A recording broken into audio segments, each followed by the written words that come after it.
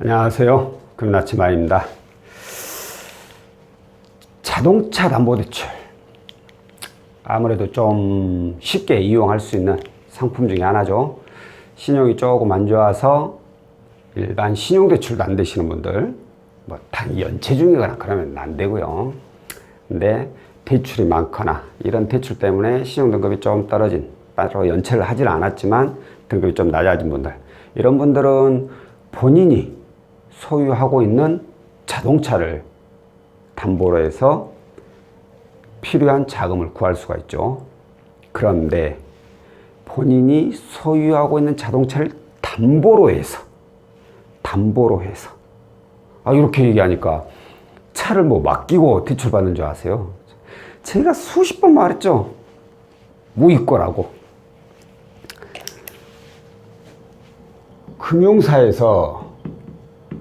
금융사 취급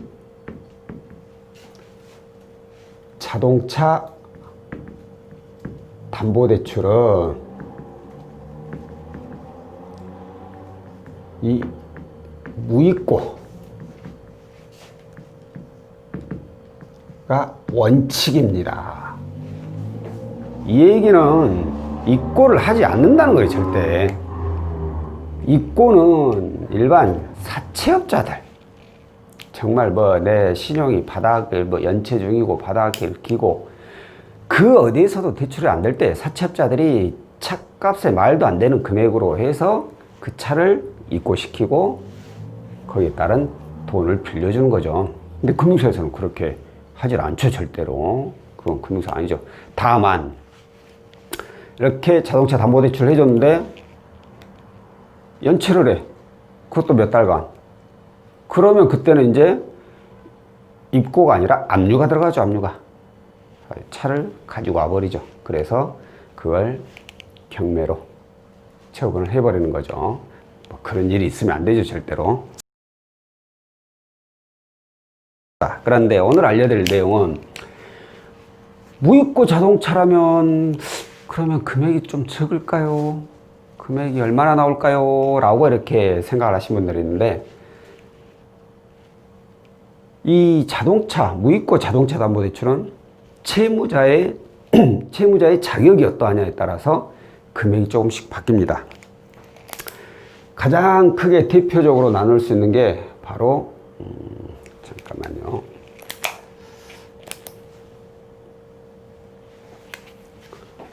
소득차하고 무소득차로 나눌 수가 있죠.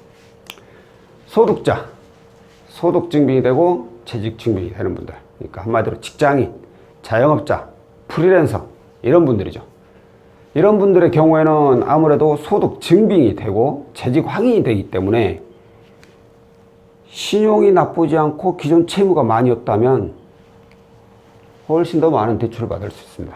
그러니까 한마디로 소득자의 경우는 또 소득자라고 해서 또 누구나 또 다 그런다는 건 아니에요. 방금 말씀드린 대로 신용 등급도 어느 정도 줘야 되고 이용 중인 채무, 그러니까 소득에 비해서 부채가 너무 많으면 안 되겠죠. 그런 분들은 무소득자하고 똑같이 나갑니다. 자, 소득자의 경우에는 일단 차량가에 중고 시세가 있을 거 아닙니까? 그 중고 시세만큼 대출이 나와요. 여기에다가 플러스 신용대출이 같이 나가죠. 한마디로 내가 일반 신용대출을 이용할 수도 있는 분들, 이런 분들은 차량가에다 신용대출을 플러스 해버리니까 차량 가격보다 훨씬 더 많은 금액을 받을 수 있죠. 예를 들어서 그래 그러면 나 신용대출만 이용할래 해가지고 내가 필요한 금액이 2천만 원이야. 근데 신용대출로 줘해보니까 500밖에 안 나와. 뭐 신용이 아주 나쁘지도 않고 부채가 아주 많은 거 아닌데 어느 정도 부채가 차 있다는 얘기죠. 그래서 500밖에 안 나와. 근데 차량 가격은 차량 가격은 1,000만 원밖에 안 돼. 그럼 1,000만 원하고 신용대출 500이니까 500밖에 안 나오네? 이게 아니라 이게 1,000만 원하고 이게 이 자동차 담보대출을 안 받고 그냥 신용대출만 받으면 500밖에 안 되지만 차량 담보대출 플러스 신용대출 해버리면 2천만 원까지 나올 수가 있다는 얘기예요. 그러니까 원래 나올 수 있는 신용대출 금액이 더 플러스가 돼버리는 거죠. 이렇게 추가로 자금을 더 구할 수가 있죠. 그런데 무소득자들의 경우에는 차량가액 뿐입니다. 더 이상 나올 수가 없어. 소득이 없으니까 일반 신용대출 나가기 어렵죠. 그러다 보니까 대출 금액이 차량 시세만큼이라고 생각을 하시면 돼요. 자, 여기서 이제 또 다른 이제 중요한 부분이 하나 있죠. 여기를 지우지 않았으면 좋겠는데. 자, 할부 차량.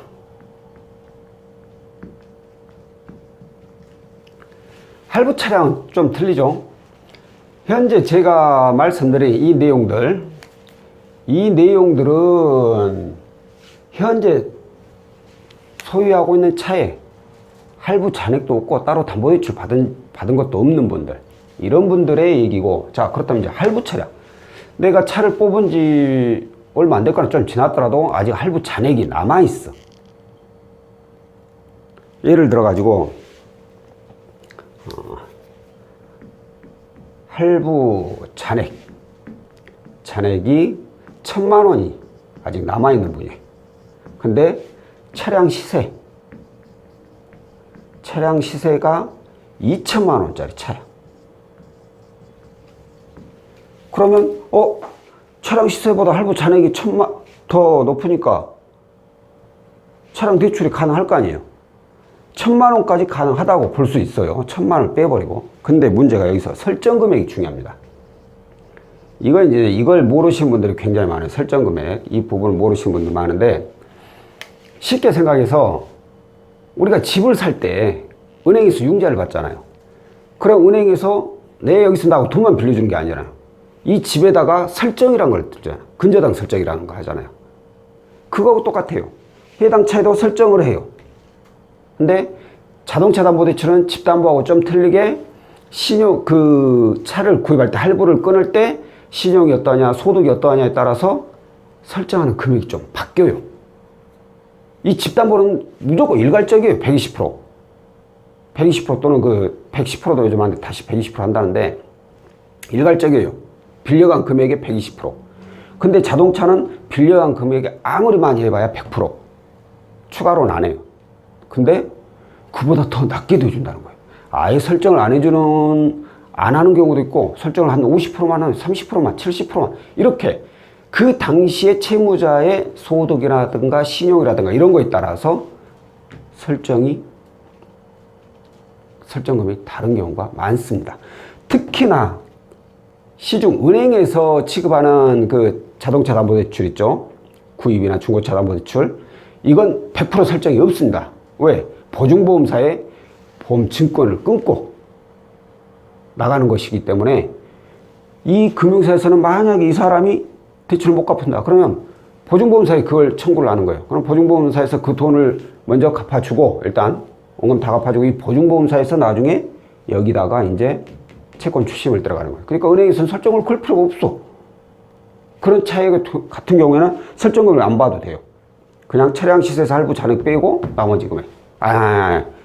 할부 잔액도 안 봐요. 그냥 차량 시세만큼. 설정이 없으니까. 근데 예를 들어서 이거 설정이 2천만 원이 돼 있다. 그러면 이 차로는 후순위 담보대출을 구하기 어렵습니다. 할부 잔액을 다 상환을 해야 돼요.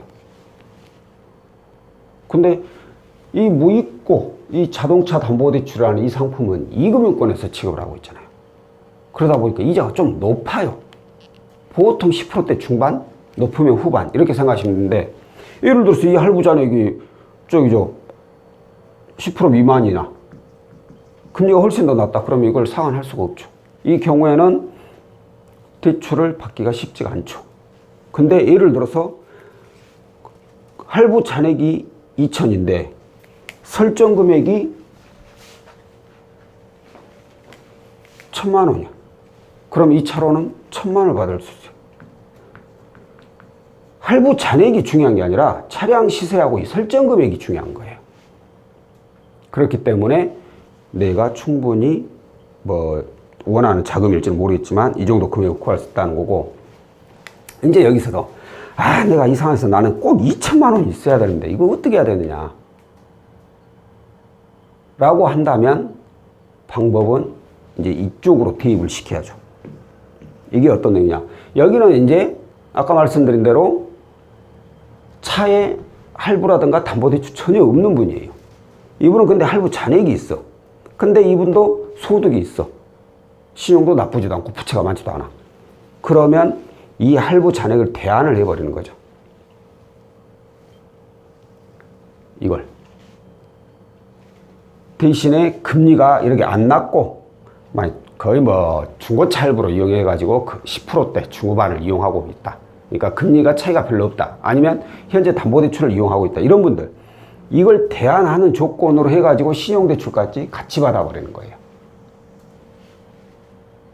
그러면 본인이 원하는 금액을 구할 수가 있겠죠. 근데 이분은 할부 잔액이 너무 커서 그건 안 되겠다. 2천이나 되는데 시세가 2천이라서 신용대출이 밖에 안 나와버리니까. 그러니까 할부 잔액이 한 1,000만 원이나 이렇게 좀 줄어드신 분들. 이런 분들은 이걸 대입해가지고 이걸로 대안하는 조건으로 해서 이용하면은 자기가 원하는 자금을 구할 수도 있죠. 그런데 이쪽으로는 대입이 안 되죠. 이쪽으로는 B. 왜? 무소득자, 차량가액밖에 안 되니까. 다만 할부가 아까 말씀드린 대로 10% 이렇게 저금리가 아니라 10%대 뭐 중후반 똑같아. 금리가 현재 이용해야 될 금리하고. 그렇다면 만약에 저는 이걸 대안을 해버릴 거예요. 이것을 대안을 해가지고 1,000만 원이 남아 있는데 차량 시세가 2천이야. 그러면 대출은 2천을 받게 되죠. 대출은 2천을 받게 되는데 내가 이 1,000만 원은 갚아줘야 되니까 이용할 수 있는 건 1,000만 원밖에 안 돼. 근데 어차피 1,000만 원 내가 구하려고 했고, 근데 왜 대안을 하라고 그러냐? 대안을 안 하면 이거 대출 한 건, 이거 대출 한 건, 대출이 두 건이 돼요. 대출이 두 건이면 신용등급의 하락이 더 크죠. 그렇기 때문에 어차피 금리가 똑같은 거라면 차라리 대안을 해가지고 대출 건수를 하나로 만들어 버리라는 거죠. 그러면 내 신용 등급도 많이 낮아지는 걸 막을 수가 있죠. 방지할 수가 있죠. 그렇기 때문에 본인이 현재 소유하고 있는 차가 할부나 담보가 있느냐 없느냐, 아니면 내가 소득이 있느냐 없느냐, 그리고 이 차량으로 대안을 했을 때 이런 내용들, 이런 것들을 잘 생각해 보시면 내가 어떻게 이용을 하는 게 나한테 좀 더 유리하겠다라는 게 조금은 판단이 서실 수 있을 겁니다. 판단 안 서면 그냥 물어보면 돼요. 이런 거 어떻게 해서 받는 게 좋겠냐고 그러시면 되고요. 자, 오늘은 무이고 자동차 담보대출로 얼마까지, 그러니까 가능한 금액이 얼마까지 가능할 수 있는지에 대해서 얘기를 드렸고요. 다음번엔 또 다른 내용으로 찾아뵙도록 하겠습니다. 고맙습니다.